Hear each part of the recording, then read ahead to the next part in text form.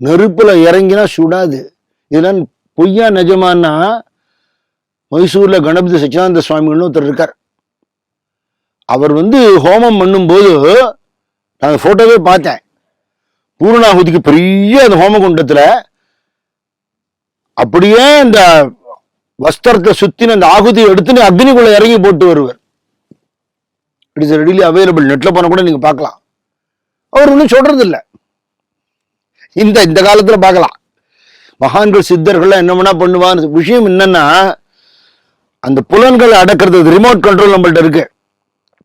புலன்கள் அடங்கினால் பூதங்கள் அடங்கும். பூதங்கள் வசப்பட்டால் பிரம்மாண்டம் வசப்படும். இவ்வளவுதான் விஷயம்.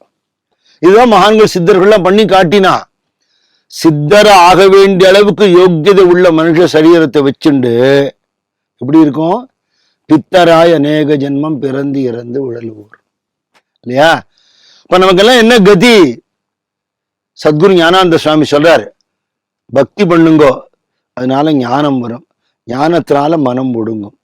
அவரோட தியான ஸ்லோகமே பக்தியால் யோகம் காட்டி யோகத்தால் ஞானம் காட்டும் சத்திய ஞானானந்த சத்குரு போற்றின்னு அவரை பாடுறா.